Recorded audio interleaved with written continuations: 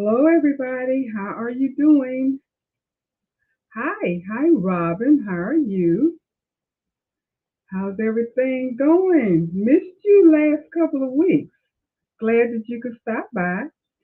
And hello to everybody out there that's watching that is not in the chat. If you don't mind to come into the chat, that would be wonderful. But if not, I do appreciate you watching anyway. And I also want to welcome everyone that watches the replay because I do appreciate that, and hopefully that you will enjoy the replay. And when you have the opportunity to catch me live, that you would do that as well. Hi, Marina. How are you? How you doing? Thanks for stopping in. Still got it's 8 o'clock, but we still waiting on a few more people to come in. I'm sure people will come in pretty soon. Tonight we're going to talk a little bit about stabilizers. And I know we've briefly spoken about stabilizers off and on several different live streams, but usually when I select a topic, it's because of something that I've experienced or read about and see that people are having conversations about it. So I thought that we should have a conversation about it as well. So when we get a few more people in, then we'll go ahead and get started. Hi Val, how you doing? Thanks for stopping in. Appreciate it. Just waiting on a few more people to come in, and then we'll get started on the topic for tonight on stabilizers and the peril of not selecting the correct stabilizer because it can ruin your project. And I'm sure those of us that have been embroidering for a little while know that to be true. And um, I have some stories. I have some stories. It's a learning experience, and so I'm sure we all may have some stories. And if you do, I do appreciate it if you would just join in, tell us a little bit about some of the stories you may have about perhaps not selecting the correct stabilizer. But again, like I said, let's wait a few more minutes, see if we're going to get a few more people to drop in, and then we will get started on the conversation for the night.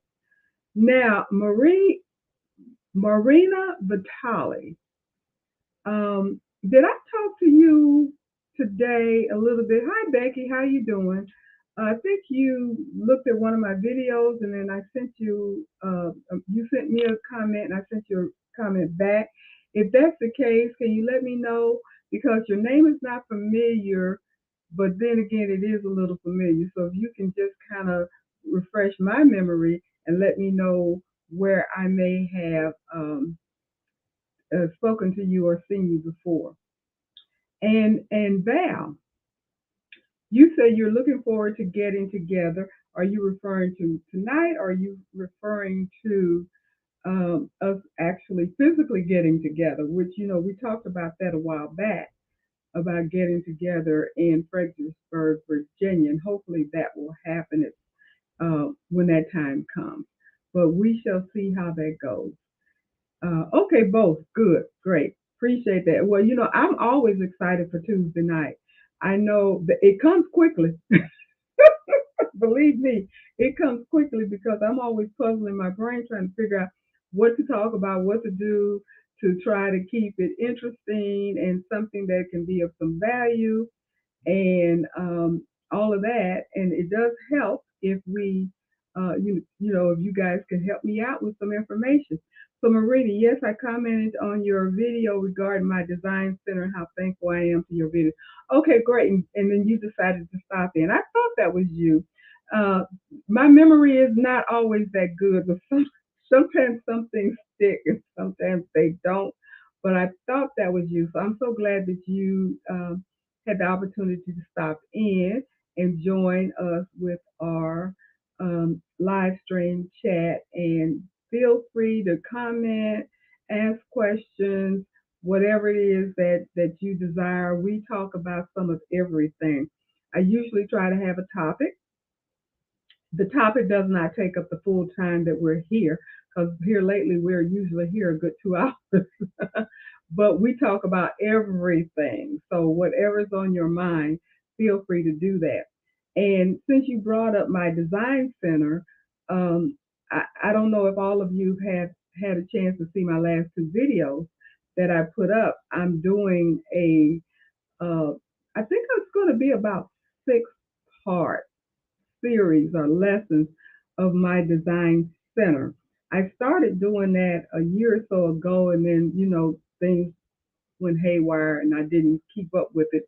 So I decided to go back and start on it again. And I did the overview of all the icons and everything. And then, okay, Robin, you said you've watched them, great. And then I also did the scanning board yesterday, which it seems to be getting a lot of views, which is great. I have used the scanning board a couple of times, and I think, and I don't think she's on yet, but there's and the name is, I'll know it. I think it's Keisha, but I'm not sure. I can't remember. But anyway, she commented and said that she had used the scanning board and created a Mother's Day mug rug using the scanning board. And the reason I'm bringing that up because I am trying to wait to get more people in here and just talk about something that we've all may have been familiar with. But with the scanning board, the one thing that I did forget to mention in the um, in the video, which I'm sure if you've used it at all, then you know it help you can just take a picture of something, which I did. That lady, I took a picture of a design that I saw online that I liked. I took a picture of it and then I printed it out, and of course I ended up using it and scanning it. So that was a design, not to say stealing designs, but that's kind of what I did. But I was looking for something that was just line art to practice to see how it was going to work, and that wasn't too cumbersome, that would be easy to scan in and actually get a feel for how the scanning board was going to work, and as you can see, it worked really well. So Becky, you said you watched. What did you say? Okay, I want to watch that. I never have used my scanning board yet. Well, then you go ahead and watch it, because you'll be surprised, and I think you'll be happy that you did that. And Marina, you said you just received your PR 1055X playbook, and you're hopeful it helps me to learn more about the machine. I've only had the multi needle machine for a week. It will help you. I got my playbook when I got my machine. I think I had the machine maybe a couple of weeks or so. Then I got the playbook. And I was so glad to get the playbook because um, not only do you get the playbook, which is printed, as I mentioned, you get this little credit card looking thing that's actually a a little USB, and it has several videos on it, several videos. I think 20 plus videos, and it shows you how to do different things. And the purpose of the playbook is to help you learn your machine and learn the functions of the icons, the keys, what they do, and then give you a feel of how you can be more creative. So that's the whole purpose of it, and that's why I got it. Hopefully, it came down in price. I don't know what you paid for yours, but it was not cheap. I wasn't happy about that, but I bought it anyway. Hi Marissa, how you doing? Happy Tuesday. Thank you for joining. And so like I said, I went on and got the playbook because at the time when I was getting my machine, I wanted everything that I could get to go with my machine. So I was gung ho, ready to go, ready to get started. And thus some of my issues that I had about stabilizers, which we're going to talk about. I'll give it another 2, 3 more minutes and see who else is going to pop in, and then we'll go ahead and start talking about stabilizers and see if we're all on the same page. Becky, you say you still have grandkids for one more week and hope to next week. So hopefully you'll get a chance to look at the videos. I'm assuming is what you're saying. So that'd be great. Let your grandkids watch it with you. I know there are some people that do that. So go ahead and let your grandkids watch it if they're not going to disturb you. If they're going to disturb you, then no. You might have, I don't know how old they are. You may have to keep them occupied. I know how it can be. But I tell you what you can do since you haven't watched it and I think you say you haven't used your scanning board. While you have your grandkids with you, if they're old enough, let them do a drawing for you, something cute. Let them draw something for you and use that as your scanning board project. And you might want to put it on a little t-shirt of theirs or something like that, depending upon how old they are. I don't know if they're big grandkids, little grandkids, or in between grandkids. My grandkids are grown. I got great grandkids, so I don't, and they're not close by. I wish they were. One's a baby, and one is an older little girl. Okay, you said ages are 14 and twins are 12. And okay, and that's a good idea. Well, see, they're big enough to really make something really cute. And I think that would be a wonderful little gift that you can give them before they leave. Let them draw something. You use your scanning board, create the design, stitch it out on a cute little shirt. And that is in the playbook. That is one of the examples that they've used in the playbook about the scanning board. So I think that you would really like that. And watch the video if you haven't already, and go ahead and give it a try because it really is not hard. It You may have to practice a little bit, especially with the coloring, putting the your colors in. And one tip, I didn't mention this in my video either, but when I did the drawing that I did, and then I put the color for the headdress, I was being really gung ho with the colors and wanted it to be really pretty and all of that stuff, but did not stop to think about that this is field stitches and a lot of stitches. So it turned out to be a lot of stitches. I think it took me about an hour to stitch that out. So just be mindful of that if you're going to use colors in your design once you get it all ready and stuff. That whether or not you want to be that if you want to be that intense with it. Okay, so I'm going to go ahead and get started with what we're going to talk about today. Now, I did several things preparing for the stabilizer. I looked at two or three different websites and I did the AI, artificial intelligence, to see what they could come up with, and they weren't any help. So that AI is nothing. But my go-to person has always been and probably always will be John Deere because he has the most experience than anybody that I have been able to look at on YouTube. And I think he really gives you really good, solid information when he's telling you about digitizing, which I don't do, but also embroidering, hooping. He talks about threads and needles, and he also talks about stabilizing. And so I took some notes on that.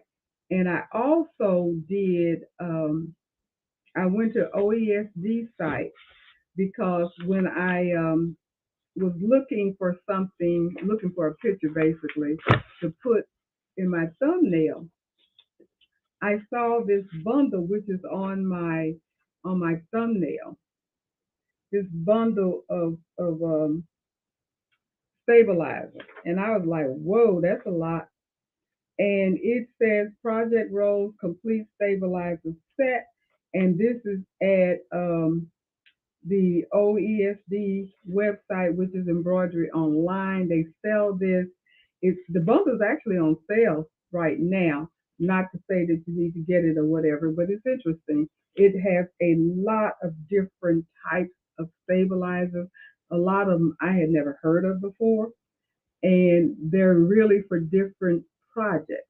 Now, what prompted me was thinking way back, and for those of us that may be relatively new in embroidery, you don't always know what's the best thing to use. Now, I know there's four categories, four main categories that everyone says to use. You definitely have your cutaway, you have your tearaway, you have your water soluble stabilizer, and what's the fourth one? I'm about to forget about it already.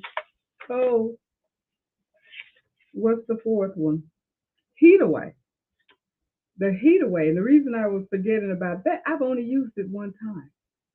I've only used the heat away. So, again, cut away, wash away, water soluble stabilizer, and heat away. Now, we all probably are familiar with all of them. I don't know about the heat away. Like I said, for me, I had heard of it, but it kind of went over my head because I never bought any. I never used it before, but I did end up using it for a project that I did not too long ago. And that was another reason why I thought about stabilizer. I was not happy with it. I was not happy with the results of it at all because you do have to heat it. You have to literally put the iron on it. And maybe the brand that I bought was not the best brand because the brand that I wanted, Sulky, Sulky, that brand I wanted was not available. So I had to get what was available because I was on a time crunch and I was not happy with the results of it or how it worked. It did melt away, but it kind of crumbled a little bit and I just wasn't happy with the results. So if anybody has used it and liked it, that's great. So you can let me know. So Marie, you said I think I have a support group. I just bought 5 mighty hoops, complete with hooping station and sleeve board, plus the Durkee 5-piece starter kit. I'm looking at Hoop Tech frame for a dog leash and belt. Okay, let me give you. I did the same thing. The hooping station, the mighty hoops, the Durkees, all of that I have. For your dog leashes and belts, let me give you just a tip. I don't know what Mighty Hoops you bought, but you can use your Mighty Hoop for that because I have done that. I have stitched on um, a brace, not a brace, a wristlet, just a band wristlet where the webbing that you buy, and you can use it for the wristlet. I have stitched on that. Actually, I have it here.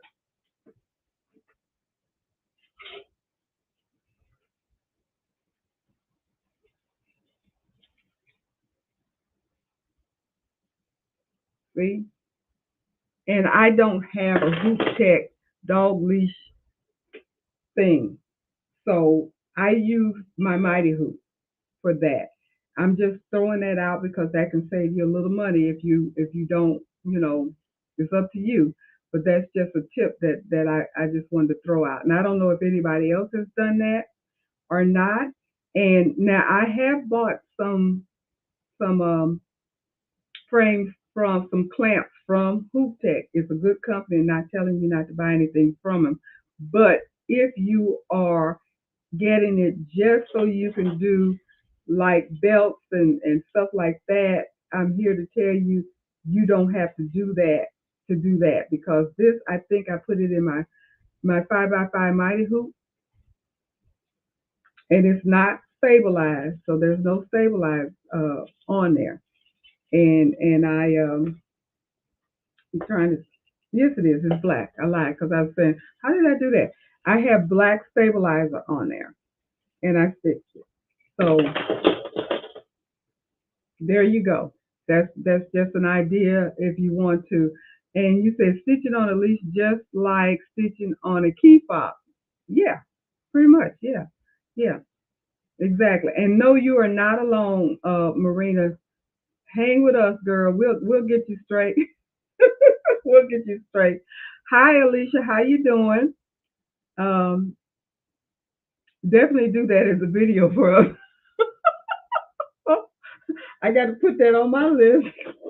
I have not done that. I've done it, but not a video. And you know, that's a really good timely thing because I'm doing a belated gift, and I hope she ain't on, but I'm not going to say who it's for. But anyway, I'm doing a belated gift for a relative. And I've already done one of the gifts, and I wanted to do a key fob, but I just hadn't done it. And that's the reason why I haven't sent it because birthday has passed already. And so I might just go ahead and do that and make a little short video of it.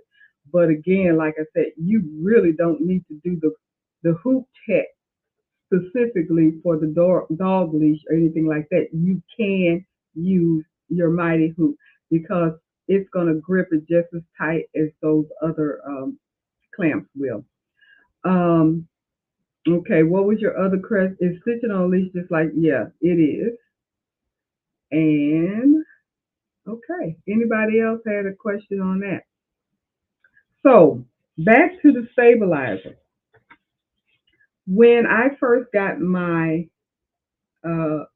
my pin needle, I started doing.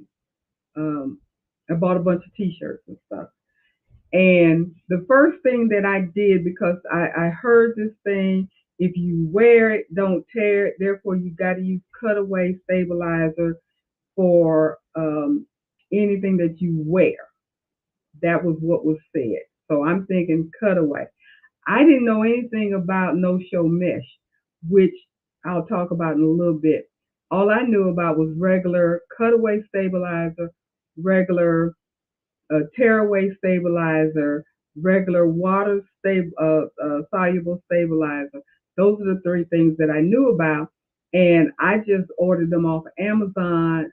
No, caring about what the brand name and all of that was. I just ordered what was on Amazon. And a sidebar for that, back like I was saying about John Deere, and I listened to him today. He says that he does not buy his stabilizers based upon brand.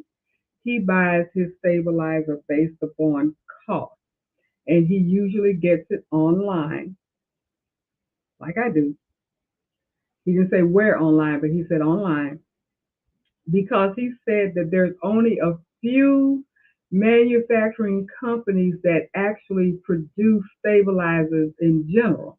And then they sell it out to all the different companies, and those companies put their labels on it and sell it sulky and everything else that's out there, all the different name brand stuff that's out there that people fall in love with and want, like that OESD bundle and all of that.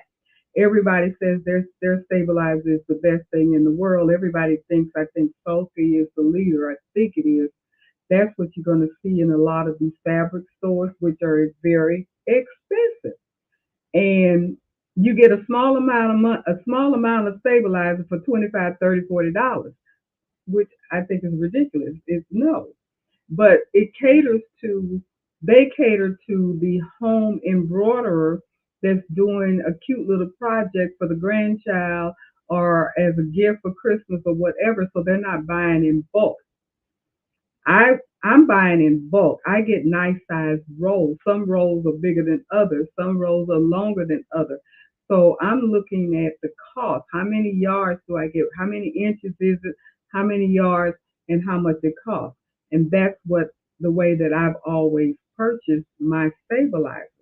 But as we talked about before, I don't do the lightweight, heavyweight, middleweight, all of those kinds of things. Although, as I was doing my research, of course, there are people who are saying that that is something that is important to do, the different weights.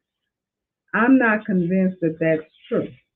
But what has been suggested, and I agree with this, and it states, how do you choose your stabilizer? It says when selecting a stabilizer for your embroidery project, you should consider the following variables. How dense is my stitching design? That's very important. What is the end use of my project?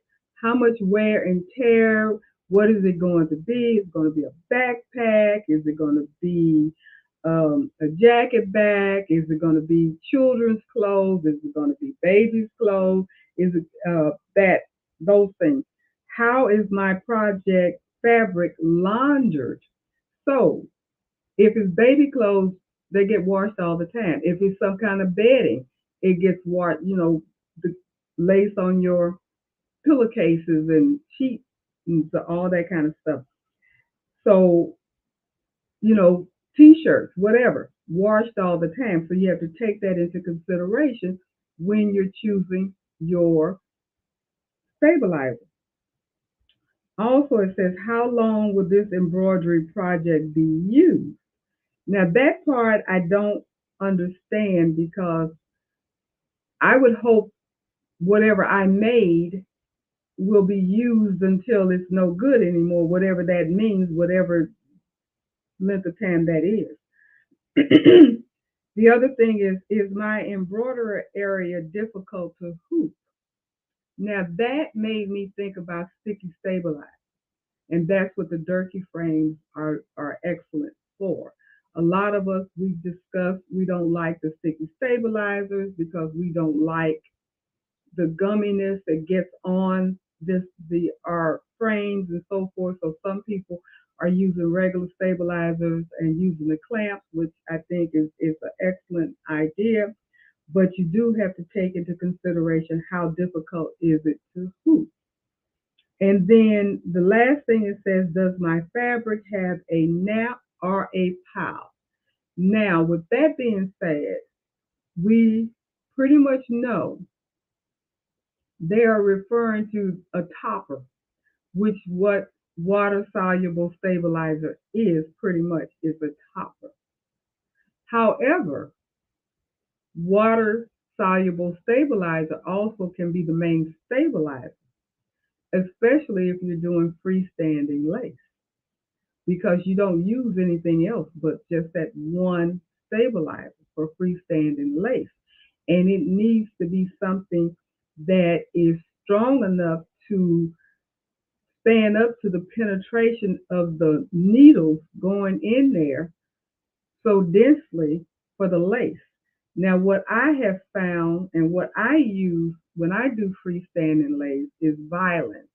Vilien, I believe is how it's spelled. That's what I use. And it looks almost like a cutaway. I think they call it a fabric stabilizer, but it is water soluble. You rinse it out, and that's how it goes away. It's water soluble. What I didn't know until I looked at the video today at I don't know where it was, some site I was looking at, and they were talking about the 3D lace that people do, the freestanding lace 3D projects, Christmas trees and houses and all kinds of beautiful things, flowers, all kinds of stuff, and they put them together and they stand up, so it's called 3D. Well, what I didn't know because I didn't think about it, but I really noticed it when I did my lace. If you rinse your lace out in a bowl versus in the sink where you put it in there and let it run with the warm water or the hot water to get rid of, if you put it in a bowl, you're really stiffening your lace because it may come out of the stitches itself, but it penetrates into the thread. So once you take it out of there, pat it dry, and let it dry, it's stiff. So that's how they put it together. I didn't know that because I've never done a 3D lace project before, but maybe some of you all have. But I was like, oh, that's pretty interesting. I was wondering how that works. So that's what that's for. So um, let me say what they say, which is pretty much true. We tend to stick to two or three types of stabilizers, and we use it based upon how comfortable we are.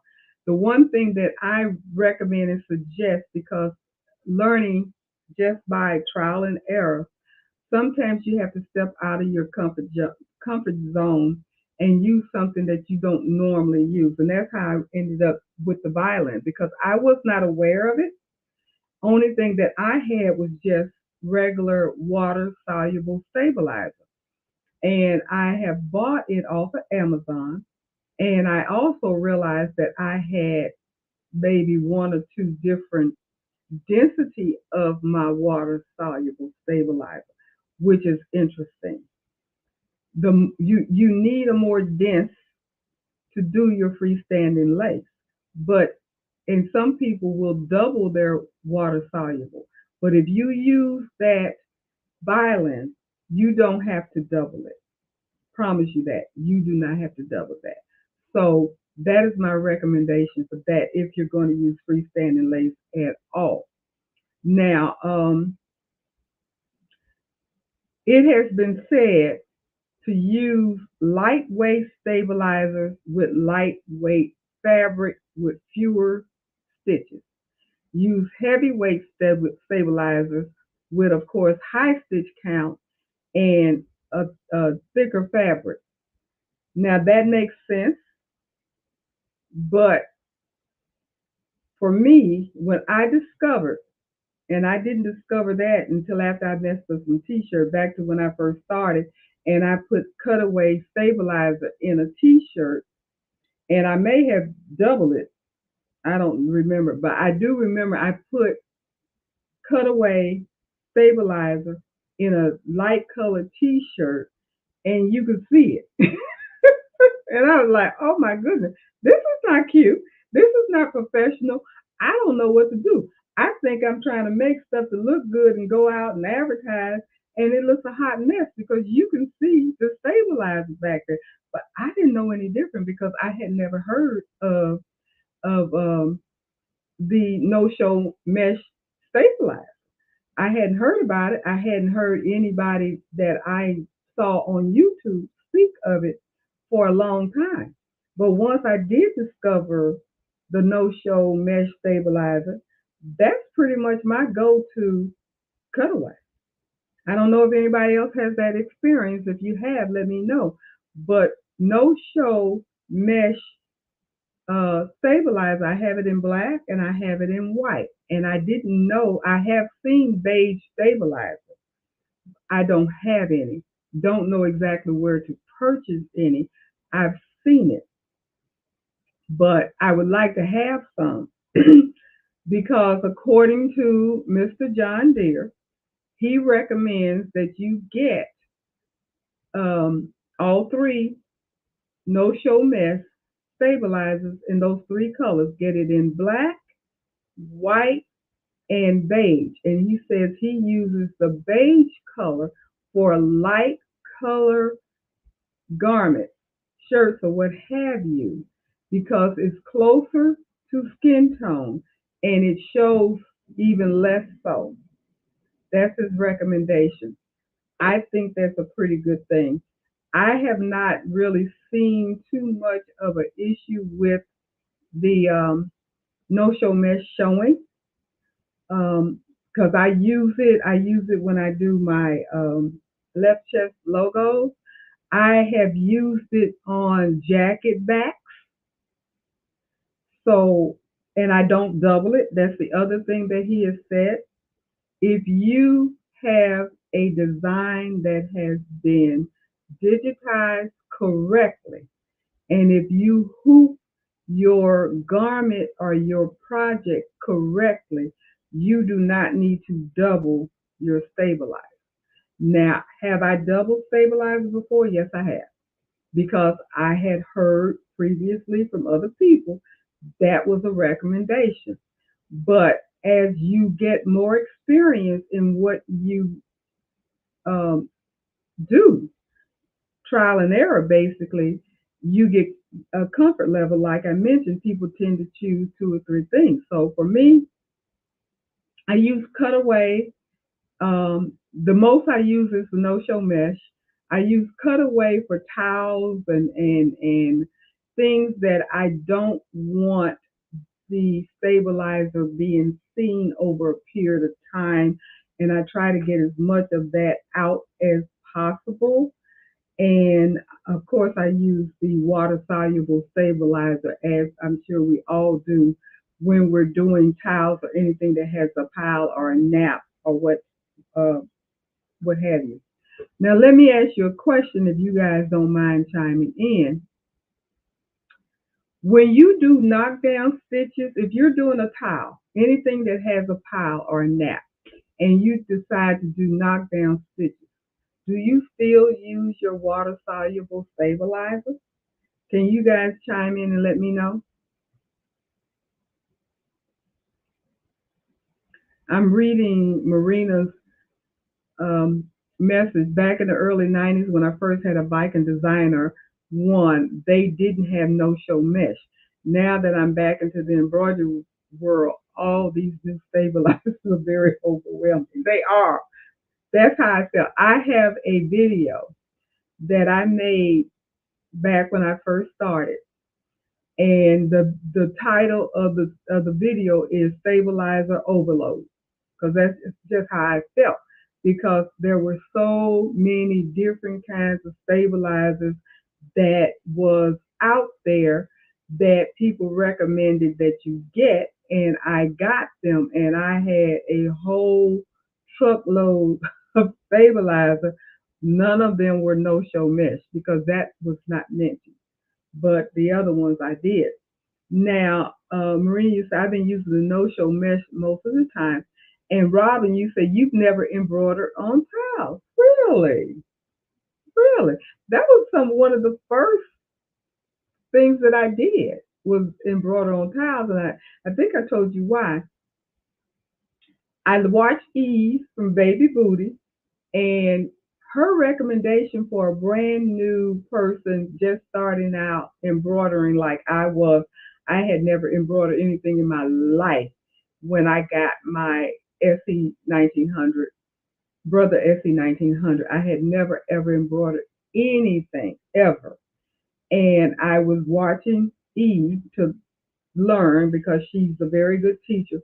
And she suggested that you get some cheap towels and practice on it because you're not wasting them, because even if you mess them up, you can use them for whatever, dusting, cleaning up, whatever, which is exactly what I did and what I do because I messed some up. But that was the first thing I ever embroidered on was towels. And that was the other thing that made me very leery about embroidering, was almost afraid that I wasn't going to like it and stick with it, because that's when I realized that I couldn't hoop. I couldn't hoop the tiles. They were so difficult to hoop with the two-piece regular hoops that come with your machine.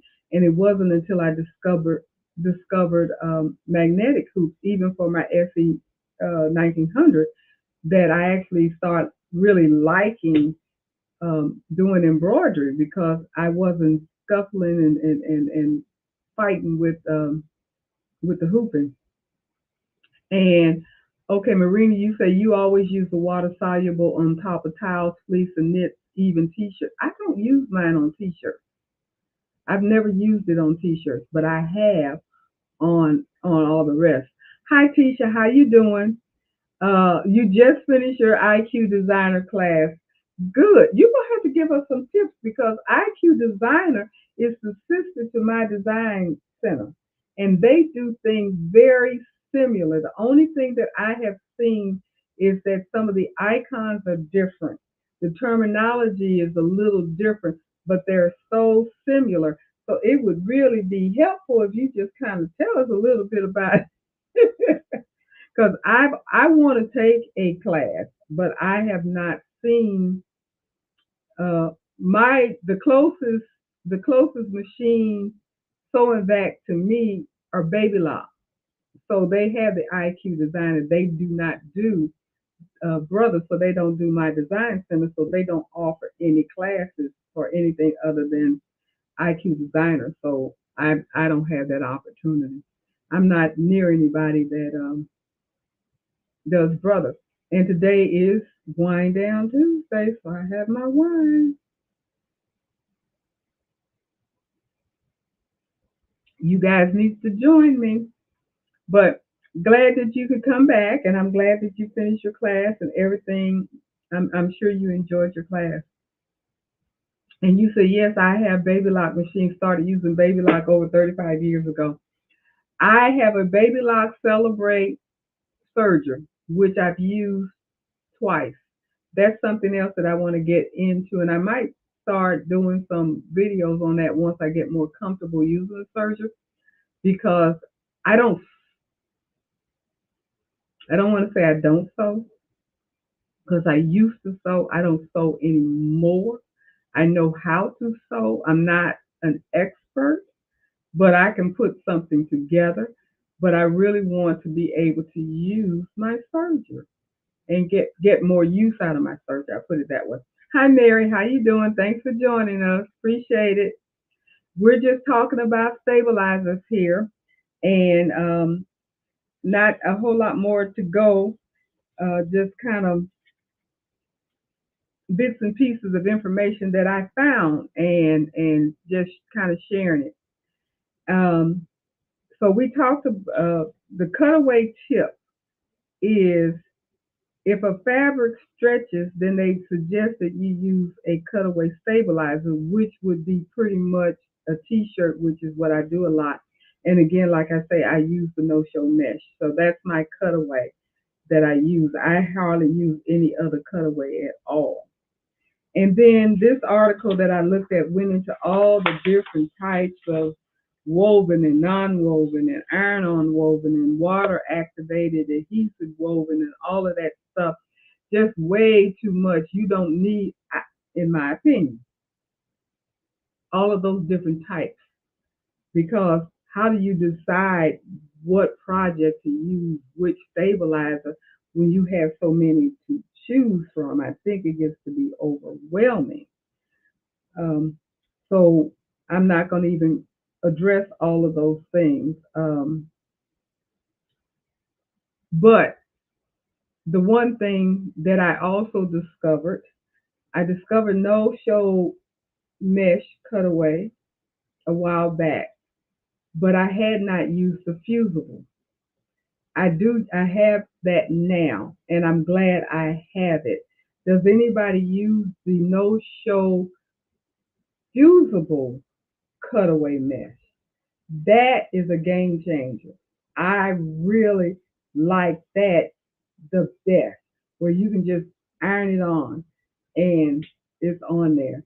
Because there are projects that I do that I don't use my hooping station with. When you use your hooping station, of course, it makes it much easier for you to get your stabilizer and everything hooped together. And with your mighty, which I use mighty hoop, it works really well and everything comes together. But if you're hooping something and you're not using your hooping station, that fusible no-show mesh, that's the bee's knees right there. I'm telling you, that's your go-to. You definitely, in my opinion, need to get some. Um, Tisha, you said I use the no-show fusible on shirts. Okay, that's what I did. I don't know where I heard that from, but I immediately got some and used it, and I am so glad. And Marina, you said yours arrived yesterday. There you go. I'm telling you. Um, And you said you would like, Marissa, you said you would like to get more use out of your surgery. Also, I used to sew for years and life happened and I'm just getting back to sewing again. Well, I learned how to sew in home economics in high school 1,000 years ago. And I kind of picked up on my sewing a little bit, took some extra classes and stuff, and I learned how to do all kinds of fancy dancy stuff.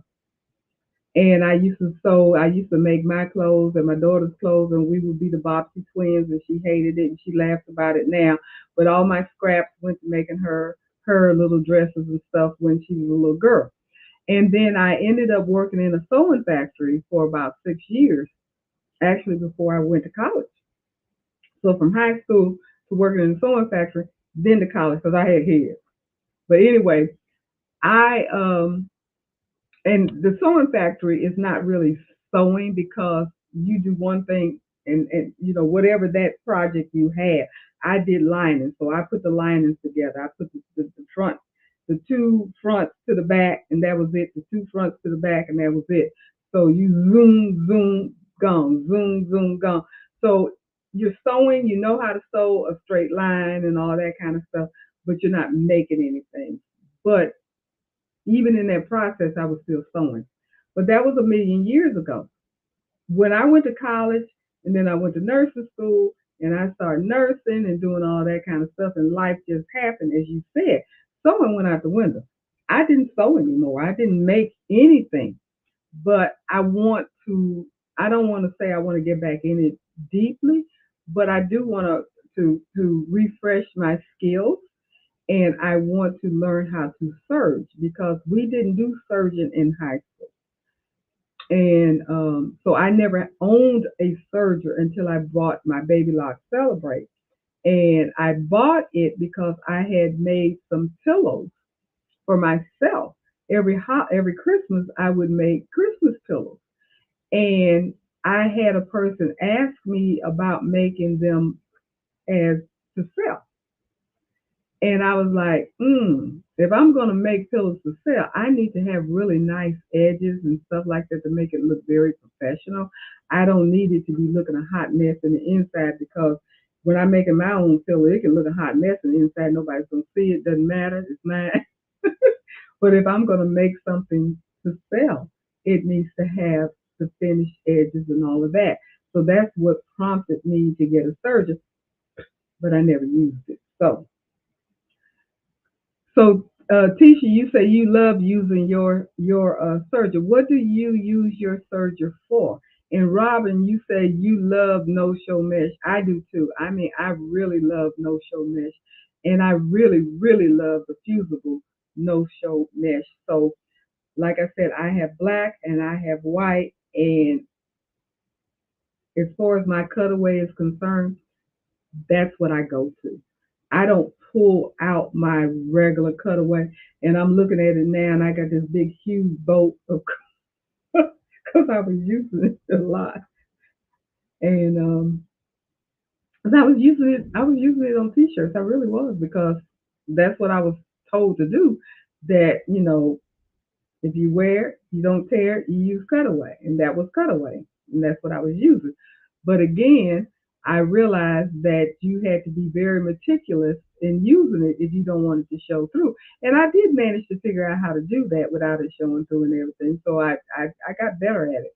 But with the no show mesh, it's a no brainer. It's not going to show through. And like I said, I have used it on jacket bags. I just pull it out and use it. I don't think about a thicker cutaway because I do have the black cutaway, the white cutaway, and all that stuff that's not no show mesh, but it's kind of just sitting there. So, tearaway stabilizers are best used with woven non stretch fabrics and are temporary. So, that temporary word just kind of, I didn't think about it that way, but it is temporary because you're tearing it away and whatever residue of it is left, if you do towels or whatever, that's going to go, if you didn't get it all out, it's going to eventually come out in the laundry and what have you. So it is temporary. And The fabric stabilized during the embroidery and after stitching is completed. The excess stabilizer is torn away from the design. Unlike cutaways, most tearaways may deteriorate after repeated washing. So that's what they're saying, because you don't have this protection, because you cut it all away. So whatever stabilizer you have is just in the stitches itself and not the whole design. And that brings up another thing that I don't know if I've done it, but just in case, when you're doing your cutaway, you they say cut away about a quarter of an inch. You don't want it to be too big or too little, about a quarter of an inch from the design, and then you don't cut away if there's anything in the inside. You don't cut that away. You just let all of that stay. So that was, which I don't think I've done that anyway, but I just thought I'd throw that out because I think that's interesting information. And again, this particular article has a lot of different types of tearaway, iron-on translucent film, and non-woven, iron-on woven, fusible adhesive non-woven with the release liner.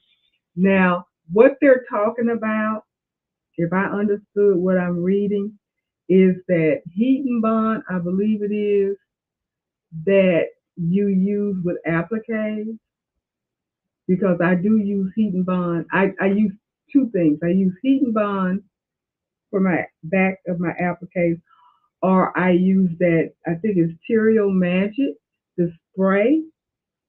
And as I was reading, they consider that a stabilizer.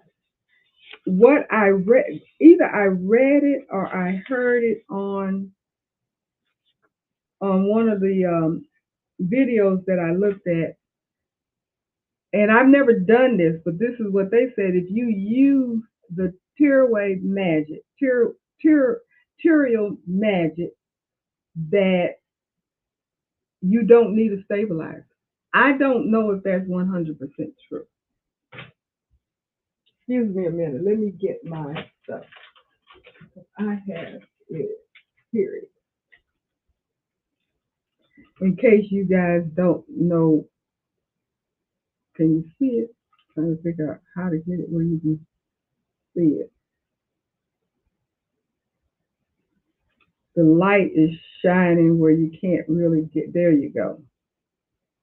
There you go. Terrio Magic. Are you guys familiar with this? Yes, Terrio Magic is good to use as a stabilizer on napkins, handkerchief, and lightweight fabrics. So, Tisha, when you use the Terrio Magic, that's all you use. You don't use a cutaway at all. I mean, a tearaway at all.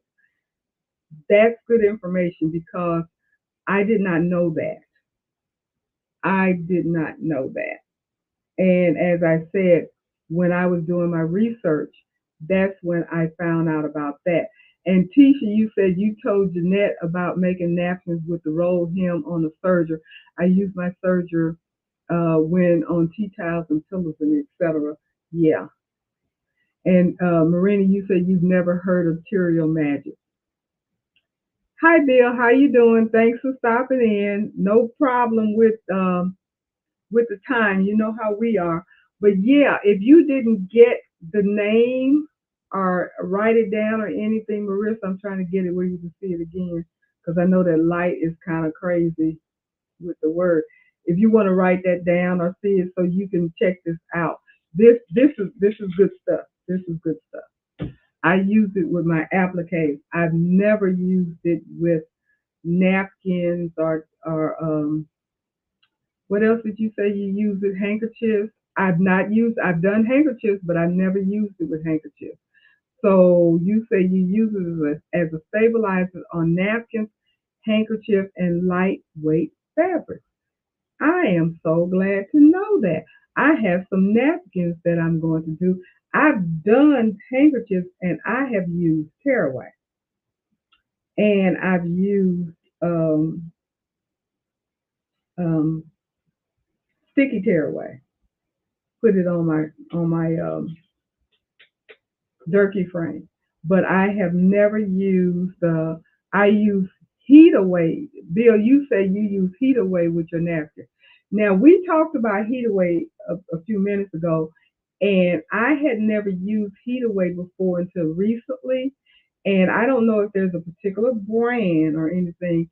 I know Sulky has a brand that I was unable to get. That's what I really wanted, and I don't know if that's what you use, but I was not happy with the result of of that. And I used it on some satin, and you got to be very careful with the satin anyway. So that in itself was an issue, but I wasn't happy with how it turned out, and I don't know, you know, it was my first time, so you have to learn trial and error and stuff, and it most likely was, as they say, user's error, but I wasn't happy. But that's interesting to know that you use your heat away with napkins, and Tisha, you use tear away, Turiel Magic with napkins. So you have options. That's good. Okay, no steam. I knew that no steam. It kind of rolls up into little balls that you can brush it off. It was rolling off into little balls, but it wasn't coming off well enough, I think is what it was. And because of the fact that it was satin material, I didn't want to apply that much heat for a long period of time, so I wasn't getting the results that I needed. So I was not happy with how it worked for me. I probably will try that again. What I'm going to do a one versus the other. I'm going to try just using Turiel Magic, and then I'm going to try using the heat away and see which one that I like. Because I did not know that you could do napkins with either one of those. I was doing um, tearaway. And I actually have some napkins that have been waiting here for a while for me to do. So I'm glad I didn't do them yet. So now I know what I'm going to do when I get ready to do them. So that's really good information. Thank you guys for sharing. I do appreciate that. So we always get good information. Always. Everybody can learn. Wash away. We talked a little bit about wash away. And the one thing that I don't do and I hadn't thought about, which I thought was a good tip. It says wash away stabilizers can become brittle and dry when exposed to air, and in humid conditions, they may even begin to dissolve. So you need to store them in airtight containers to help keep them pliable. I've never put any of my water soluble stabilizer in any type of um, airtight container. Does anybody do that? I've never been told that, but that's what it says. So interesting to know. Hi Pearl, how you doing? You're not late. Anytime you show up, you're on time. Thanks for coming. But yeah, that I thought that was pretty interesting to say that it needs to be in an airtight container. And they talk about the different kinds of wash away, which I think we all probably have experienced. They have the kinds that you soak in water, and it says this is best for heavyweight wash away stabilizers. Then you have the kind that you mist the stabilizer using a spray bottle. Misting is best for lightweight wash away stabilizer because it's never worked for me, so I must have a medium to heavyweight wash away stabilizer because the mist has never worked for me. And then it has the massage stabilizer under warm running tap water, and adhesive wash away may require this treatment. Now, the Violin that I mentioned earlier, which is a wash away stabilizer that I use specifically for freestanding lace, is the kind that you need to massage and let the warm water run over it to get it out because it's pretty dense, and that's the reason why you don't need to double it or anything like that. It works really well. And okay, Bill, you says you haven't put any of your washaways in any kind of container, and you live in South Florida. Everything is hot and humid, and I guess it turns out fine for you. So, and then Tisha, you said that you kept your water soluble in plastic bags. I don't. I just have mine out, freeze a bird. Hmm. Never thought about it that it would be an issue. Never did cross my mind. But that's what they suggest that you do. So that's information. Do what you want with it. Um, so that's pretty much. And the last thing that they talk about is the heat away stabilizers. And they say heat away stabilizers are best used for fabrics that cannot be washed, of course, such as velvet, satin, and some corduroy. Special techniques like making lace will use heat away stabilizer as the designs are too delicate for other support options. I'm not going to use it for my lace. I'm going to stay with my violet. I like it. I have not fallen in love with heat away. I'm going to have to try that again. When I first heard about it and decided to get some and try it, I was very enthusiastic about it. But once I got it and tried it, I like I said, I was not that happy with it. So based upon that, it has it's running about a 5 for me right now in usage. So that's pretty much the information that I wanted to share. But back to what the title says, we all know, those of us that have been doing this for a while, and I think most of us have been doing some form of embroidery for at least a couple of years or more, that you pretty much figure out what works best for you and your in the projects that you normally do. If you're going to do something different than what you normally do, then I recommend that you kind of look up and try to figure out what is the best stabilizer. And I did mention this before, which some of you are familiar with it, and this is the Dime Embroiderer's Compass, where it helps you pick helps you decide what stabilizer, what needle works best with what fabric. And those of us that have Embrilliance, and I'm pretty sure it's in most of the software because it's in Wilcom Hatch as well. I'm pretty sure it's in most um, software, embroidery software, where they have a activity suggestion part where if you go in there and put in there what fabric you're using, it will recommend what needle that you should use as well as what stabilizer. So the information is out there to help you if you're not sure what to use.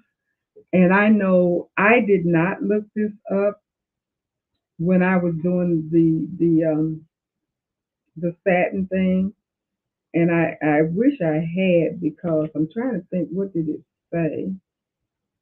I don't think I would have used the heat. I thought the heat away would be perfect, but I was not.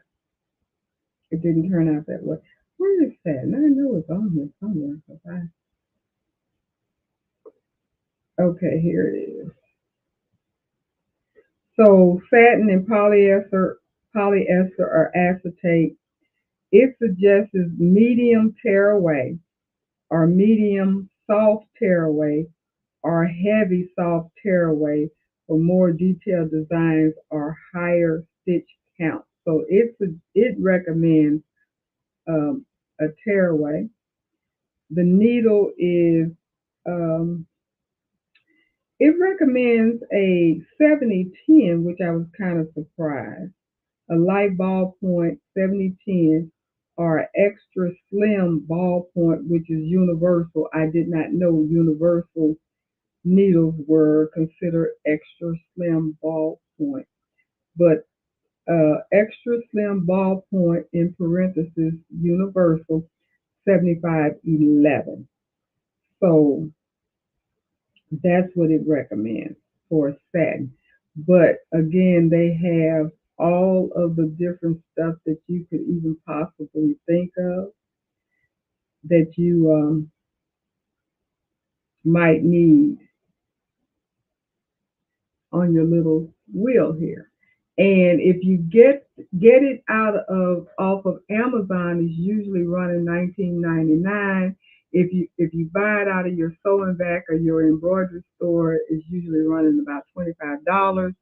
And if you buy it from Dime directly, it runs around $25 unless they have it on sale for the 19.99.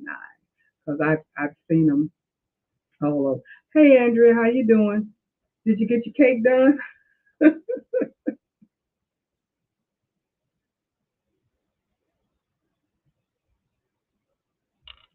So anyway, that's my suggestion.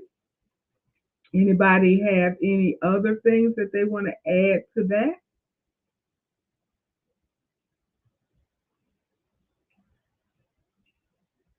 So back to you, Miss Robin. I'm surprised you've never embroidered on tiles before. That's interesting to me. That's interesting to me because that's I've done quite a few tiles for gifts and things like that. I did a set of tiles for my son.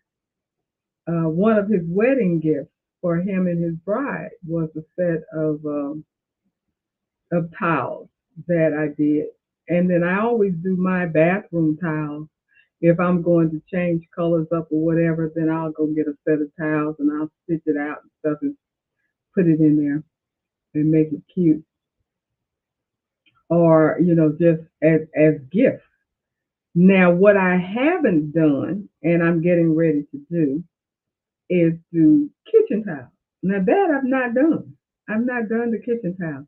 And my question is, since the cloth is just regular cotton cloth and everything, it being now I got some jumping all over the place. Still talking about kitchen towels. But I found some really cute designs off of the Embroidery Online, which is OESD company. It's called Embroidery Online, and they have their little dollar embroidery. They have under special.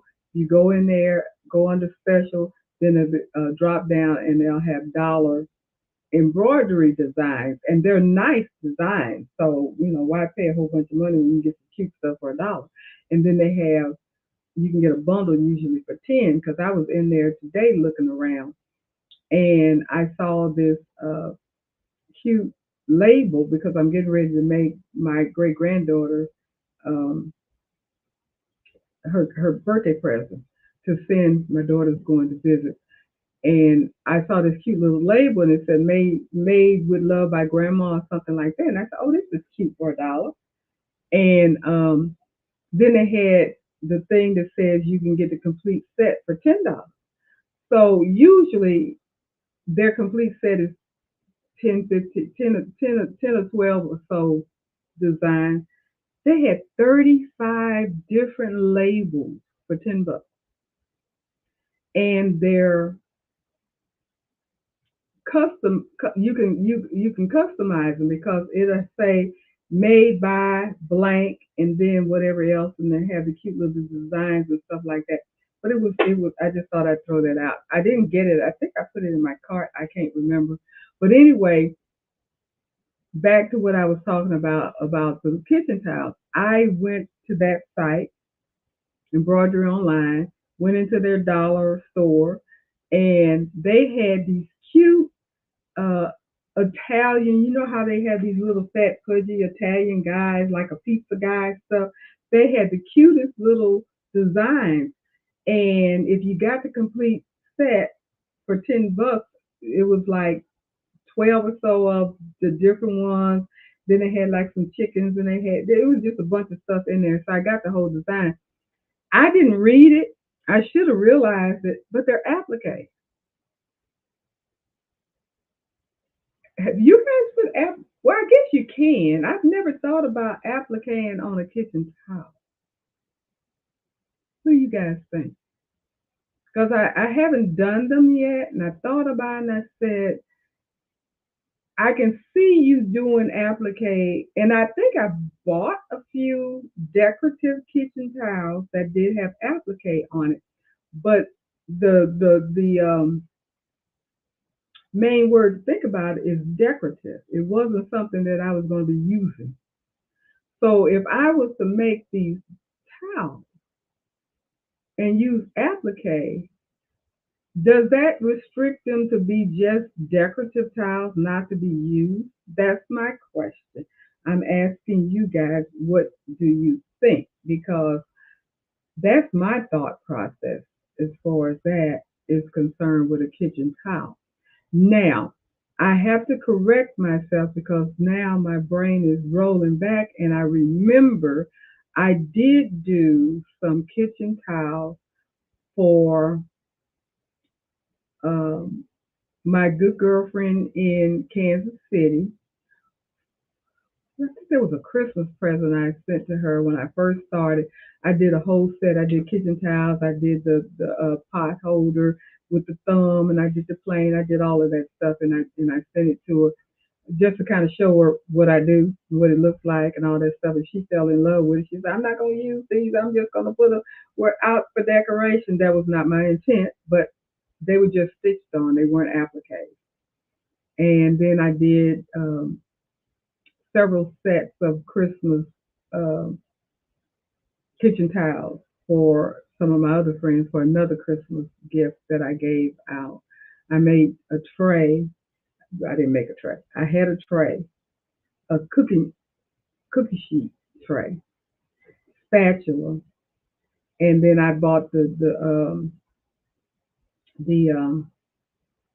towel set with the towels and the pot holder and so forth and so on, and tied a bow on it and put a little ornament on it. I stole that from my girl that we talked about a while back, Candia. I saw her do something like that, and that was in my head. Candia used to do those pretty things like that, so I kind of stole that idea from her, and I used it and sent it to my girlfriend for a Christmas gift a few Christmas back. So those are my experience with using with actually stitching on kitchen tiles. But I don't have a lot. I do more of the bath towels and stuff more so than kitchen towels. So did I miss anything?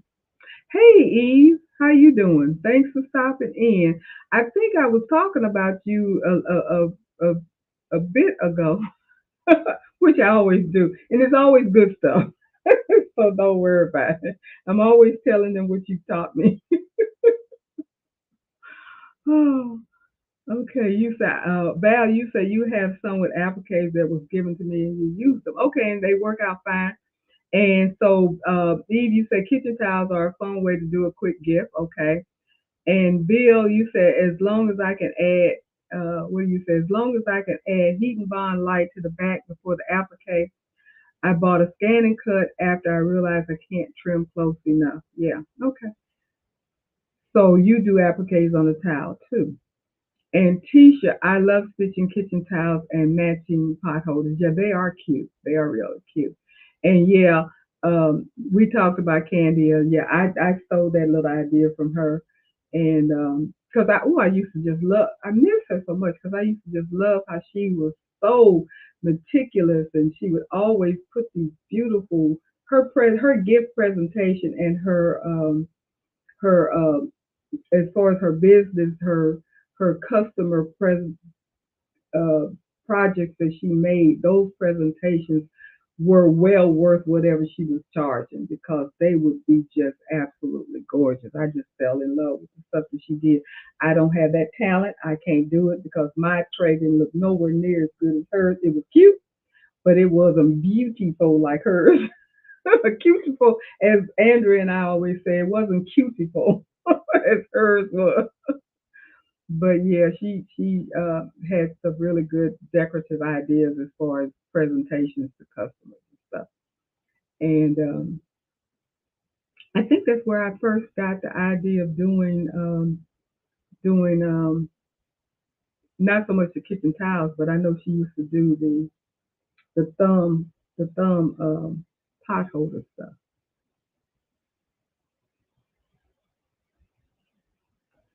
So since you guys have used put the appliques on the kitchen tiles, I guess I will go forward with that project because I kind of put that project on the back burner, and I said I don't know if I want to put these on a kitchen tile, and don't know what I'm gonna do with the kitchen tile. They're not an order or anything. I just got some because I wanted to use those designs, and once I realized that they were applique, I kind of backed off of it, and I may do um, a few of them for myself, and then the rest of them probably gifts or something like that.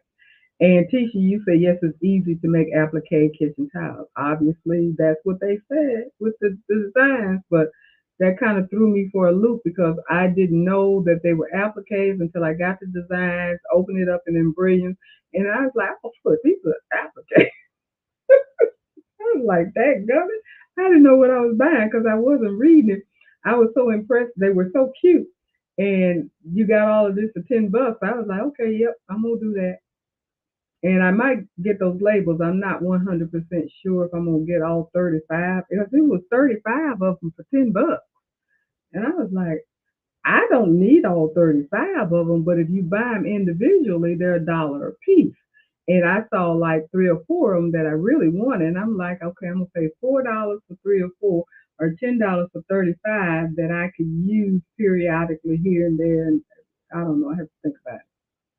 But they they do have it. So if you all are interested in saving money and getting some cute designs, check out Embroidery Online. That is OESD's site, and they do have the dollar designs. Like I say, you go uh, the label on top, the topic on top is under special. If you hit special, then the flyout will come out, and one of the choices in there would be dollar design, and that's my go-to because I check it out to see what they have. Um, and I haven't bought a lot from them, but I bought a few things from them. And so, Andrew, you said you working on cake number three. Boy, okay, hard headed, and you know why I'm calling you hard headed. So I ain't telling your business, but you know why I'm calling you hard headed. Four cakes, girl, please. Mm-hmm. Okay. Eve, you said you have two tile projects you've been procrastinating on, but they're not applications. So, yeah, I procrastinated on these tiles and on these napkins, and I'm glad. I don't know if you were on here when we were talking about the napkins and um, using heat. What is it? Heat away. Is that the name of the heat away? Heat be gone. I think the name of the one that I got is Heat be gone. I'm not even sure what the name of it is, but the particular it is heat away stabilizer where you put the iron on it. We were talking about that, or we were talking about the where is it here? The Material Magic. And since you're on here, Eve, I'll just give you credit because that's where I got this info from you, long time ago. You told us about it. So I've been using that ever since, but I did not know that it is considered a stabilizer itself. That when you use that, you don't necessarily have to add a stabilizer. I did not know that. That is cool. And what Andrew says, only a toe. All righty. All righty. Eve, you say yes, Heat Away works too, but Terrio Magic is my fave. Yeah, because like I said, you were the one that told us about it, and I bought it. I've been using it ever since. I use Heat and Bond occasionally for my appliques, but I think I use the only thing about the Terrio Magic is you got to let it dry. So there's a time frame versus if you use the heat and bond, you can just go ahead and do it and just go ahead and finish your project. That's the only difference because it just depends upon how I'm feeling at the time when I'm doing the applique, whether or not uh, depends on which one I'm going to use. The Terrio Magic or the heat and bond. Depends upon what my time frame is. If I want to go ahead and get it done out the way, I'll use the one where you just iron on, boom, bam, do your thing, versus the Terroir where you actually have to spray it down, let it dry before you use it. So that's the difference. And then again, as we talked about, some things you cannot wet. Keep that in mind. Therefore, you will not be able to use the Terrio Magic. And that's why I was with um, Marina. Since you had not heard of that before, I just wanted to give you that little tip. Don't forget that you cannot, it is wet. It's like a heavy starch, a heavy, heavy, heavy starch. That's how I see it. And Eve, you say you found out about it at a trade show applique giveaway. Okay. So, we all find out about our things differently. And that's why these, these type of platforms are really beneficial to all of us crafter people because I know for a fact we have picked up on, I have, and I'm pretty sure I'm not the only one, at least two or three different tips just tonight that I was not aware of that I can put into my arsenal. And I try to also share information that I pick up that you guys may not be aware of that you can put in your arsenal. So I really love the fact that we do share stuff like this and get a chance to chat about it and talk about it and share our experiences and what have you and what works, what doesn't work, what we like, what we don't like, and all of that. I There was another thing. This is not stabilizer. This is about bobbins. And the reason the bobbin thing came up as I was scrolling on the internet on YouTube, I ran across a short that what is it? Romeo Threads or Ramiro Threads, I think is his name. The guy he was doing a maintenance for the machine. Don't forget to do your maintenance. And I kind of stopped to see what he was going to say because I wanted to know, even though he has a Ricoma 1501T or something like that. He doesn't have the brother, but he was talking about the maintenance for his machine. And I noticed when he was putting the bobbin in, he uses the magnetic bobbin as I do. Now I was told, which really ticks me off now, I was told by a tech, an embroidery machine technician, how to put my magnetic bobbing in. And what he told me was the magnetic part goes into the on the little cylinder that it goes onto it connects to the machine because I had been doing it the other way. And he told me that was not the way it was done. So I switched because he's a technician, he should know. But when I saw the short that this guy was doing today, he did it where the magnet part my little bitty room, I can reach everything. And I don't know if you all can see this well enough. This is the part that I was putting um, next to the bobbin case. And this part where you see the black is blue, but the black you can hardly tell it because this is black. I should have got my white. Maybe you see it. I get the white.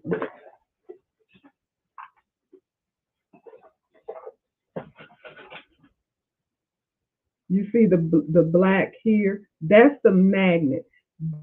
This is what goes. It goes next to the bobbin case. He told me that it didn't. That the little blue part went next to the bobbin case. But when I saw Ramiro, he did it the opposite way, the way I had initially done it. So I did my research. I went to the AI, and he couldn't tell me nothing. That thing don't know anything. I put the question in. What it did do though, it led me to a site, and it led me to Magna Glide because they make magnetic pre-wound bobbins, which I use. The, no, these are Filtex. I don't have the Magna Glide, but I'm familiar with it. And I watched their video to see exactly how it was supposed to be done.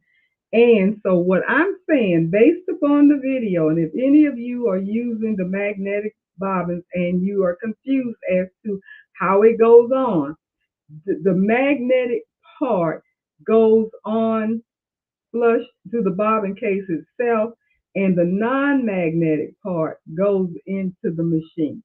The way I thought it did in the first place, the way that it makes sense, and um, I don't know what that man was drinking, but I was not. Even though I've not really had any bad issues with my stitching, which is interesting, but going forward, I'm going to do it correctly now that I know how it's supposed to be done. But that was like, why you tell me the wrong thing, man? So sometimes you have to do your research, and that's what I did. I after I saw what he was doing, I was like, okay, I'm confused because he didn't put it in the way I was told to put it in, and I think this guy is pretty good. He knows what he's doing, and I've seen several of his videos, and he gives you good information usually. Some of the stuff I anyway, he's a good guy. I like everything that I've seen. And when I saw that, I was like, he got to be doing it correctly because I don't think that he would be getting up here putting it out like that if he didn't know what he was doing or had checked it or whatever. So I checked it myself and he was correct. So I had been putting it in wrong. Now I am corrected. I will be putting it in correct going forward. And if any of you didn't know that, or if you have not used magnetic bobbins pre-wound.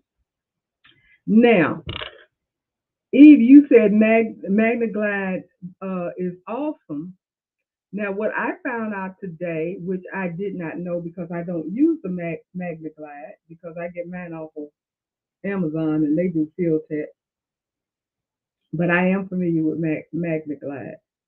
I didn't know they came in color, which that was very eye-opening to me because wound. I don't like to wind bobbins. I just don't. And I did not know they had magnetic pre-wound bobbins that were uh, color thread. I did not know that. So that is good news for me. I may be switching over, looking into that because um, if they have colors that I use. Okay, you can send the empties back too for recycling. Okay, so that's good to know. So, Eve, do you use their color bob too? Andrew, you said you've been doing it wrong all this time. See, We've been doing it wrong. I didn't know. Well, when I first did it, the very first time that I started using magnetic bobbins, I think I read the directions and it said what to do. If I'm not mistaken, I think that's what I did. That's why I made that decision. But when the guy told me I had put it in incorrectly, I just took him at face value because that is, his job to know that. Had no idea that he was giving me misinformation. So now that I have looked at it myself and went directly to the source, I know now how it's supposed to be done, which makes sense because it holds tight to that bobbin case and there's no slippage or anything like that. So that helps with the tension. So that makes sense.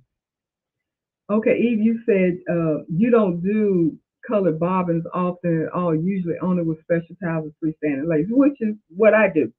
I don't do it that often either. But it is nice to have it if you're going to do um, something like that. So I have some pre-wound colored bobbins, but they're not magnetic. And I've been using those and they work fine. But I would love to just have, like, again, Amazon. They had the little case that you get, and it wasn't that expensive, and it has about 20 some odd different colors. The most used colors, the reds, the blues, the greens, the golds, and pinks and stuff like that. And I bought it, and it wasn't that expensive. And on the off occasions that I need to use a color, because even with my freestanding lace, I was able to pull one out that was very close to what I was stitching, and that's what I used. So I didn't even bother about trying to wind up all. And Andrea, you said the dealers who told you, see, that's the same. Well, the dealers don't know what they're talking about, obviously, because mine wasn't a dealer. It was a tech embroidery machine technician, and he should have known, but he gave me the wrong information. So now I know. Now we know. Everybody knows now how it's supposed to be done. So I should have asked you, Eve. That's what I should have done. Then I would have done it right. Because I know you use them. I'm pretty sure you use them all the time.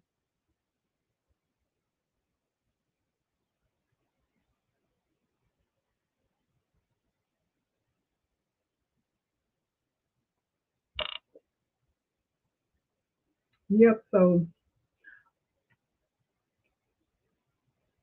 are you doing, Eve? Are you doing much embroidering now? I know that you do a lot of rhinestone projects and stuff. Are you still doing your embroidery? I'm just being nosy. Just ask.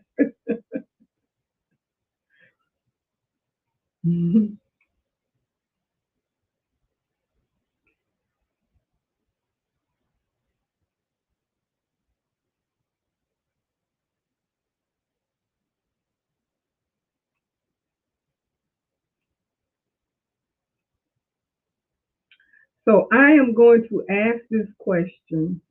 Um,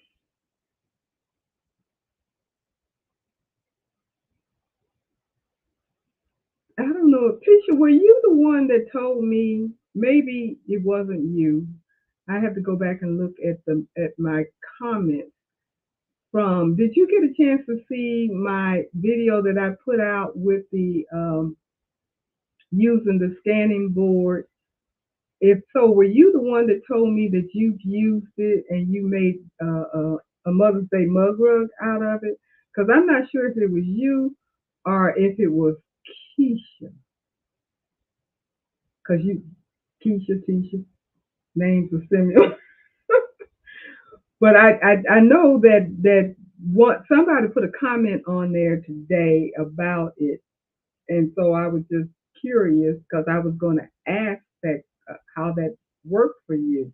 If that was you, I'm not sure if that was you. It might not have been you, but if it was you, please let me know. Refresh my memory because my mind ain't that good. I can't remember everything. Uh, Eve, you said I just need to do better with scheduling videos in between traveling for the expo. Well, you're a busy lady. You're a busy lady here, trying to do all your lives that you do, because I noticed that you be doing lives other than on Sunday, so that keeps you busy. I haven't gotten there yet. I've been thinking about it, doing some pop ups, but I haven't gotten there yet. I got to wait until I got to grow up a little bit before before I can do that, because I'm trying my best to keep my videos going, because I'm trying to get my numbers up, and in order to get the numbers up you got to get the videos up. So I'm trying to be very diligent in trying to get at least 2 or 3 videos up in a week. That's my goal, trying to do that. And that's not an easy task, because you got to think of something that you think people want to see, that you know how to do, and then also try to come up with something for the live, which is also not an easy task, because that was what. And I ask this every Tuesday night, and sometimes I get an answer, and sometimes I don't. But I really want to present to you guys what you're interested in, so I need you to give me feedback what it is that you're interested in. Now I know that Marina, you said that you wanted me to do a video showing you how to do the key fob that I showed you with the mighty hoop, which is not a hard thing to do, you know. And I was going to do a key fob anyway, so I can do a quick short something like that, um, quick and easy. And but that's a video, not necessarily something that we talk about on the live. And as far as doing demos on the live, I am working in that direction, but I haven't got my cameras and stuff set up yet to do that, but that is coming.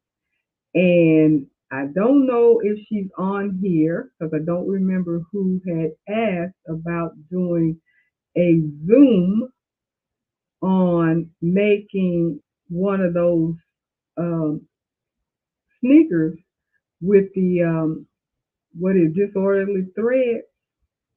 And I had suggested, you know, now I'm more than willing. I don't even know if we have to do a Zoom, because I know you can have up to 10 people on StreamYard. So I don't know how many people would even be interested in it. I would have to do the research on that, and I would definitely get back with you guys if and when I decide to get all of that stuff taken care of. But I'm not sure that we should tackle that sneaker from Disorderly Thread, because, as I had mentioned before, that takes a while to do, and you definitely would have to have all your stuff cut out prior to. We might can do a project that is less intense, something that is a little quicker to do, like a coaster or a mug rug, or even a zipper purse that isn't so detailed in the in the applique and everything, that could be done in, you know, in an hour. Um, Marlene, how are you? Um, Thanks for dropping in. You put you stated something that says fall, and I don't know what that means. So if you, I don't know if you finished your comment or not, but if you haven't, can you go ahead and finish that? So okay, freestanding lace. Got you. Got you. Freestanding lace. That's what you want to. We can do that. We can do that. Freestanding lace. I do have a video that I did. You know, I'm always saying, when you guys ask about something, I say, well, I got a video. You would think I have 1,000 videos out there, but I don't. But I do have one on freestanding lace that I did a while back, where I did them and put them on a pair of jeans. And someone had mentioned to me about, well, when I do my freestanding lace, I actually stitch them onto my garment. And I was like, well, that's not freestanding lace. You just put lace on your garment, which is cool. But freestanding lace is exactly that. It is freestanding. And I mean, I did the freestanding lace and then put it on my garment. For me, though, going forward, I probably, so it was you, Tisha. Okay, good. I thought it was you. I wasn't sure. Like I said, my brain, sometimes it works, sometimes it doesn't. But back to the freestanding lace. I can definitely talk about freestanding lace. I don't know a lot about it other than what I've done, but the one thing I do know, freestanding lace takes time because it's a lot of stitching. It's a lot of stitching. Depending upon what you're doing, it's still going to take you. I don't think you can do a project under an hour. I don't think. And if you're doing something, a nice size lace thing, it could take even longer than that because you don't want your speed to be too fast either. So freestanding lace takes a while. So Tisha, I'm glad that was you because we talked about the scanner board, I think, before you came on.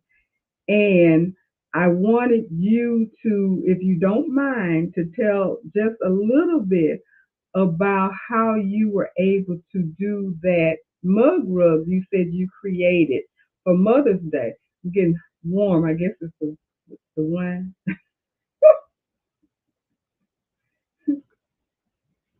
Okay. And that's right. You do have Baby Lock. You say you used a scanning board on your Baby Lock Destiny and scanned in a rubber stamp design and added all the satin stitches.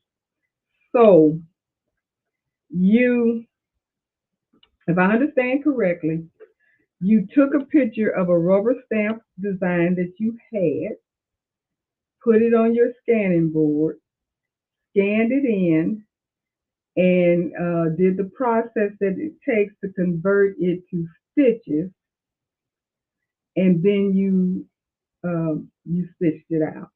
So that's pretty much the process. So, and then you said you also used IQ Designer and made a Mother's Day rug, which is what you had told me earlier. And that's the same thing with my design center that I did. And I did this. And and that's on my video that I just put up. This was a small, like I said, I cheated. I saw this design because I was trying to find something that was just lines, and this was just lines. I saw this design and I took a picture. I printed it out. Then I put it on the scanning board and I scanned it in. And I was able to do this because what I ended up doing, once I got it scanned in and everything, I was able to add the colors. And then when I took it out of my design center, I enlarged it. I rotated it, enlarged it, and then I stitched it out. And what I had mentioned earlier about all of the colors and stuff, I got kind of happy, and I wanted it to be all cute with the different colors in the head wrap. I even did the earring, being all cute in here, and the colors, her lips and stuff, and wasn't thinking about this thing gonna take forever to stitch out. So it took a minute to stitch out and a lot of thread just to make a sample. But I wanted to do it because I just wanted to show everybody in the video what it is that you could actually do with a scanning board. If you have the Brother PR 1055X, you have your Baby Lock Destiny, and you used your scanning board. So Baby Lock and Brother both give you the scanning board that you can use, and you can scan in a line design, or you can scan in an illustration. Now, when I bought my machine and I talked to the dealer at the time, and she was telling me about how you can do that, she said, of course, it doesn't substitute for digitizing, and it doesn't, even though you do have an opportunity, as I had mentioned earlier when I was telling Becky about her grandkids, having them draw something for her, and then she scan it in and stitch it out for them and put it on a shirt or something would be cute, a pillow or whatever. It would be really cute, but it does not substitute for digitizing, so it is limited. I have not used it for an illustration, which would be something that's already colored field. That's going to be the next thing that I try to see how well that goes. But I've only done the line design. The other thing that I have done, and I'm still working on it, I scanned in my signature because my bright idea, I wanted to be like Picasso. I wanted to be able to put my name on my projects that I be making. I'm selling people. I put labels in sometimes, but so in my name, down at the seam or somewhere, put something on there. But I got the scan, I got it in there, but I couldn't get it reduced down the way I wanted it to be small. It just came out big, and I couldn't get it small enough. So I was like, I think I have found a way to do that now. Now, I don't know if you guys are aware of this or not, but I discovered this just this week. Matter of fact, I believe it was yesterday, the day before. When you the I don't know if you have noticed or even wanted to the designs that come with your machines that are on your brother machine. And I'm speaking of the big machine, the 10 needle machine. I'm sure the small needle machines will do the same, but I'm specifically talking about our 10 needle machine. There are designs on there that I have wished that I could manipulate in some way more so than what you can actually do on the machine. But I couldn't figure out how to get it off the machine. And I fooled around, and I don't know if you all have tried this or not, but if you put your USB stick in there and you know how you can save something to memory, if you have a design on there that you want to save, if you just click on it and save it to, instead of saving it to the memory on the machine, save it to the memory on your stick. And it just didn't dawn on me that it just didn't dawn on me that you could do that. And when you do it, it creates a label on your USB stick that says B as in boy pocket, B pocket. Now you guys, and Bill, if you're still on here, you may already know this and say, oh, y'all just now find that out. But anyway, it's in the B pocket. You can take that and bring it to your computer, pull it up in Embrilliance, and you can do whatever you want with it, just like you do any other design. So you actually can take a design off of your machine that came with your machine, save it to your USB stick, put it in your embroidery software, and then add to it, subtract, multiply, divide it, whatever you want to do with it. You can customize it and make it your own. So that's a little tip. If you all weren't aware of that, I don't know. I may be slow, so maybe I'm just now realizing that or finding that out. But I just found that out the other day, and I was tickled pink and happy because I know Andrea and I were talking a while back and trying to figure out if that was possible. And I was like, I don't know if it's possible or not. I don't know. I never really looked into it. I knew you could save stuff, that you put in to the machine, but I didn't know that you can take the stuff that's in the machine and save it to your stick and then bring it to your computer and do what you want with it. So, with that being said, did anybody else know that? Okay, Tisha, you said I went to the shape selection and picked the shape, and I wanted the mug rug, which was 5x7, save the shape in IQ Designer. So that's how you did your mug rug. I went to the shape and picked the shape you wanted the mug rug to be, which was 5x7, saved it, saved the shape in your IQ Designer, and then I guess you added all your other little stuff to it.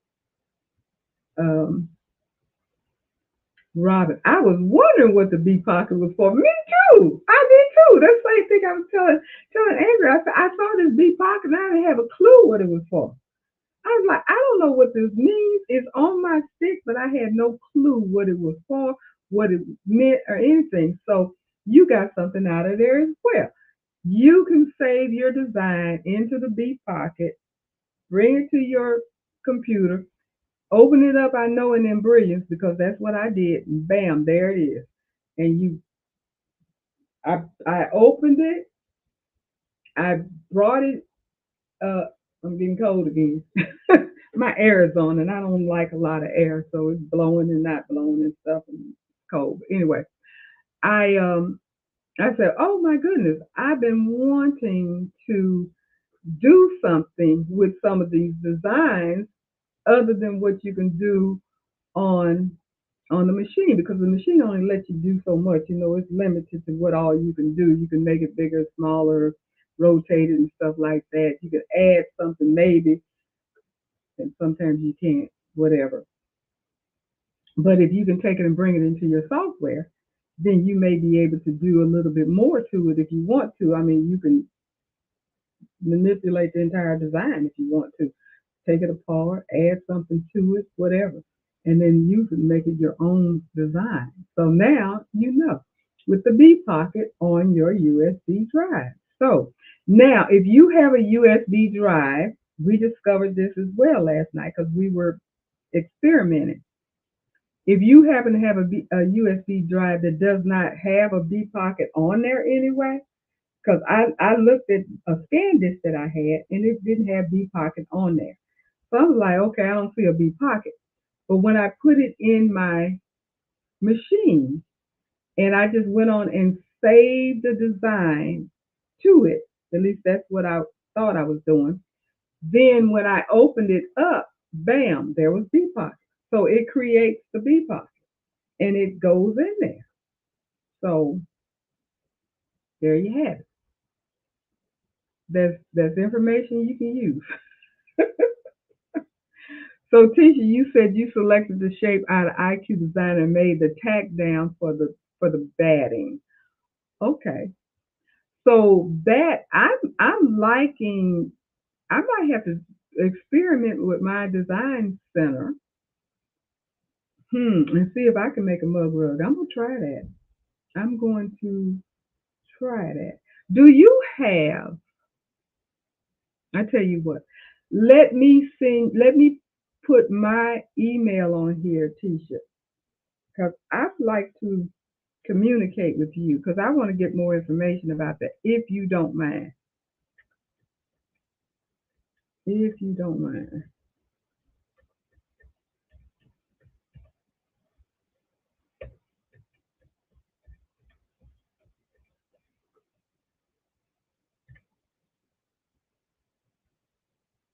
if you can email me and see how we can discuss this because I like to pick your brain. I like to get a little bit more information from you where we can go back and forth because I think that's a cool situation and I would like to try that. And since you have done your IQ design classes and everything, you can give me some information if you don't mind.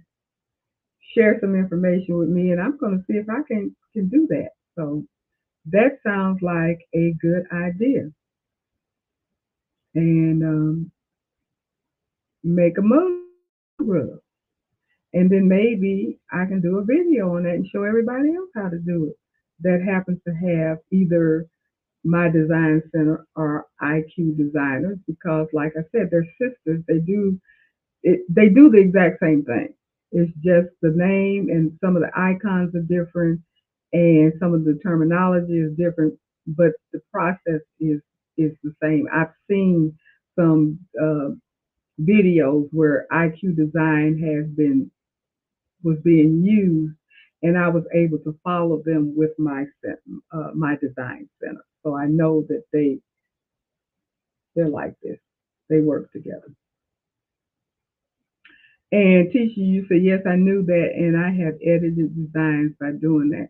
Okay, so you were aware of the fact that you could save your designs on your stick. I was, but then you've been using Baby Lock for 35 years, so you've had more time to experiment.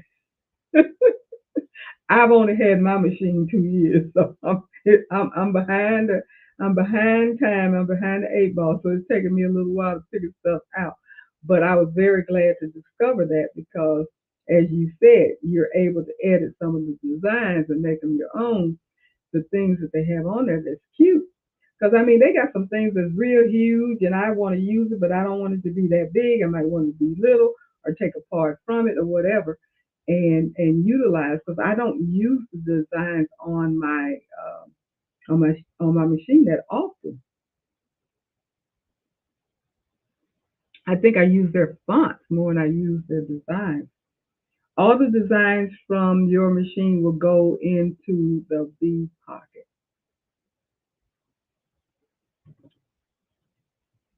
Good to know. So now, those of us that did not know, you see, that's what the B pocket is for. Because I've seen that thing on my USB drive thumbnail, and I had no clue. I did not know what it was for, and I mean, I've even clicked on it. It's a file. It was nothing in it, so I had no way of knowing what the purpose of it was until I was just fiddling around, which I often do, and I don't know what made me decide to try it, but I did, and lo and behold, there it was. I said, "I'm gonna see what I can. I'm gonna see if I can't save this," and I did, and I was like, "Okay, works for me. Works for me." So now I'm happy that I've been able to do that. So I have again only gotten one suggestion, and that is in freestanding lace. Nobody else has said anything else about what it is that they want me to talk about on the live.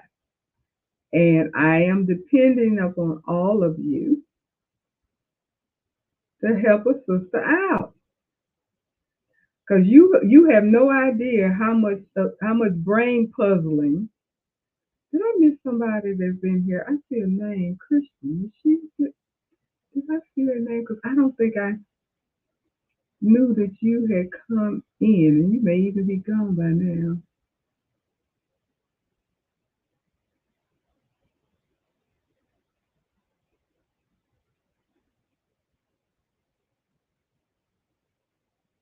Maybe I didn't see her.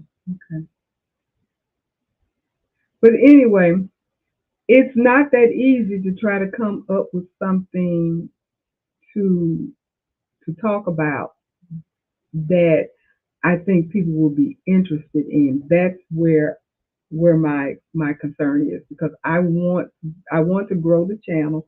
I want to grow our lives. And I know when I was off for those 2 weeks, I think I've lost quite a few people because I used to have a bigger audience. Now my audience has kind of gotten smaller. And it may be because when they see the title of whatever it is we're talking about, it's not something they're interested in, so they don't want to drop in. Also, I know school is out, and I know a lot of people are busy because my girl in California hasn't been on here since I came back. And I was like, okay, I even sent her a message. She didn't respond. But anyway, um, I I want to get more and more people. Now, like I told you guys last week, when I get off of here and I look at my analyticals, it tells me I had 40, 50, 60 people viewing. And I'm like, I don't have 40, 50, 60 people in my chat. So people are on outside just looking. They're not actually participating and talking, which is okay. I appreciate anything. But I'm talking about them as well as you guys and even with the replay, because a lot of people do watch the replay, and that's mainly because they don't have the opportunity to come to the live chat, and I get that, especially this time of the year because school is out, and if you got kids and so forth and so on, you don't really have the time to spend. I get that, but I do want to be able to come up with something that is going to be of interest to you guys. So anything that comes to mind that you just off the top of your head could think of that we can share information with and talk about. because I don't mind doing the research, looking stuff up, getting the information. I enjoy doing that because it helps me to learn and I get more and more ideas as I do that to talk. But what may be interesting to me may not be interesting to you guys. And I want to make sure that everybody um, is interested. And thank you, Tisha. I see you say you don't mind. So please reach out to me because I don't know how to reach out to you. So reach if you don't mind reaching out to me, and then we can go from there and work on this mug rug in the IQ Designer and see what we come up with. Now I do know how to make some things in there because I like I said I'm working on the lessons and I've done maybe I did two, one, two, yeah. I'm gonna do four more because I think I'm gonna do six total, and I already kind of know what those six are going to be. But this mug rug situation is really interesting and something that I would like to figure out and maybe add that to my lessons that I'm going to put out for my series, my learning my or exploring my design center. And I think I need to include, and hopefully I'll remember to do this, to let people know that even if they don't have the brother machine and they do have a baby lock, they still can do it because, like I said, the baby lock and the brother, they kissing cousins, sisters, and brothers, whatever you want to call them. They do the same thing because it's just a different name. My design center and IQ designer are basically the exact same software. Basically the exact same software. So, with that being said, we've hit the 2 hour mark, and I think um, we might need to go ahead and say good night.